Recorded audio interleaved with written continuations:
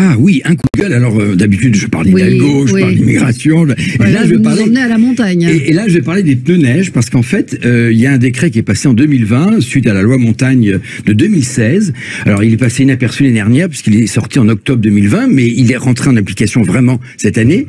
C'est l'obligation pour tous les Français qui habitent certaines zones, donc du Jura, des Pyrénées, etc., des Alpes, du 1er novembre au 31 mars, d'équiper sa voiture de pneus neige. C'est obligatoire. Alors, panique générale, bien évidemment, à l'annonce de cette mesure. Rétropédalage, élection présidentielle oblige, du gouvernement qui dit c'est obligatoire, mais on ne va pas réprimander si vous ne les avez pas. En clair, on a encore une année blanche pour cela. Mais ça quand même pose la question sur 2 points. Parce qu'encore une fois, c'est une décision qui vient d'en haut, appliquée d'en haut dans les bureaux des ministères et qui arrive en bas avec 2 interrogations. D'abord, le pouvoir d'achat. Vous savez combien ça coûte, les pneus neige ? Question. Non, mais j'ai vu qu'il y avait des chaussons qui coûtaient moins cher. Oui, alors les chaussons coûtent moins cher, il y a aussi les chaînes. Mais enfin, un pneu neige, ça coûte entre 50 et 100 euros. Et il faut équiper les 4 roues. Valérie Expert, il ne faut pas l'oublier, pas seulement les 2 devant. Hein. Bon, il faut mettre les 4, et donc ça coûte entre 250 et 500 euros. À une période où les Français les plus modestes ont des difficultés, c'est quand même une grosse facture. Et deuxièmement, c'est décidé par le préfet. Et donc, il se trouve, on prend l'exemple de la Meurthe-et-Moselle, le préfet de Meurthe-et-Moselle a décidé qu'il n'avait pas besoin de pneus neige. Par contre, la Moselle, à côté, sur 6 villes seulement, 61 villes du département, on aurait besoin du plan de neige. Donc, on va être obligé de prendre des pneus neige pour traverser certains départements et pas d'autres. Bref, c'est une incohérence totale. Alors, on aurait pu, dès le départ, par exemple, le proposer au département, ou même le proposer aux régions, parce que c'est une décision régionale, qui aurait d'ailleurs mis en place une aide spécifique pour les plus modestes et qui aurait globalisé l'ensemble de cette mesure. Et encore une fois, on est dans l'administratif à tout plein. Alors, voilà. Et la com, non, vous n'êtes pas d'accord, Lucas Jakubovici? Si, totalement. En plus, je parle en tant que Haut-Savoyard. Donc, le Jura, l'Ariège, qui est un département magnifique, mais l'hiver, il y a tout le temps de la neige, et bien l'Ariège a décidé qu'il n'y aura pas de pneus neige. Parmi les pléthores de stupidité qu'il y a dans cette décision, j'en vois 2. En réalité, en fait, c'est les régions qui sont le plus enneigées, en tout cas qui ont le plus de gel, c'est pas des régions de montagne. Ça va être par exemple les plaines du Massif central. Non, moi je suis un peu amer parce que vous savez que les centristes ont été écartés de cette primaire, donc je reste, je trouve ça idiot d'ailleurs, mais enfin, je rêvais d'une grande primaire ouverte qui aurait permis de mobiliser tout le monde. Alors, on ne serait jamais arrivé aux 4 millions de la dernière fois, mais au moins 1 million, 1,5 million, ça aurait été bien pour lancer une dynamique. Ça, je le regrette parce que au final, finalement, il y aura peut-être moins d'électeurs que la primaire des Verts, donc quand même, ça pose des questions. Après, d'une façon générale, je suis assez optimiste parce que je pense qu'aujourd'hui, on dit toujours que la droite est à la traîne. Ben non, elle ne sera pas à la traîne, je pense, après ce congrès, parce que là, aujourd'hui, il n'y a pas vraiment de candidats qui sont sondés. Il y en a 4. Aujourd'hui, c'est place à Zemmour, mais je pense que dès janvier, quand le candidat sera choisi, qu'il y aura une vraie dynamique. Alors moi, j'ai ma petite préférence aussi, qui est la même que notre...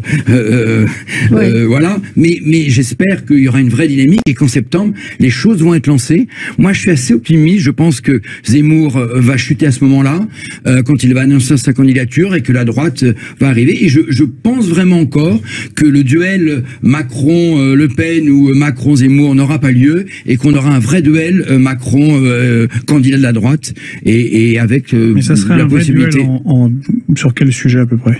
Il y a plein de sujets sur lesquels la droite n'est pas en accord avec sur l'économie, l'industrie, l'Union européenne. Ce sera pareil. Il y a des choses, enfin, décentralisation, réforme des retraites, enfin, il y a quand même sécurité, immigration, enfin, il y a beaucoup de choses sur lesquelles il y a un échec total du président Macron là-dessus. Pas très bien la différence. Oui, moi je pense qu'il y a une vraie stratégie d'Édouard Philippe, c'est celle de la cohabitation.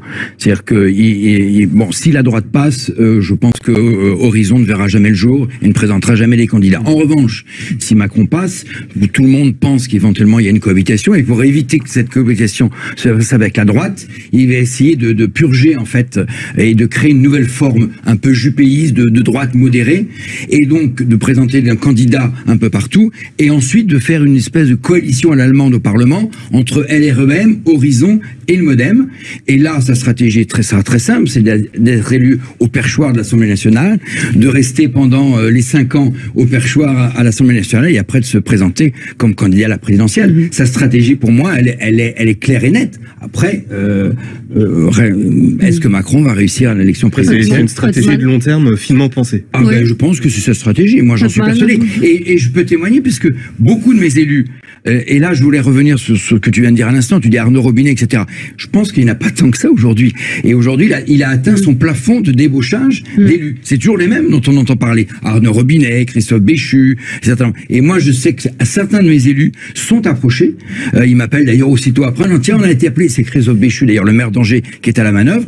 Mais en fait, ils n'arrivent pas à grossir pour l'instant les troupes. Et je pense qu'il va attendre, en fait, avril et le résultat de l'élection présidentielle pour éventuellement présenter des candidats. La ligne de LR.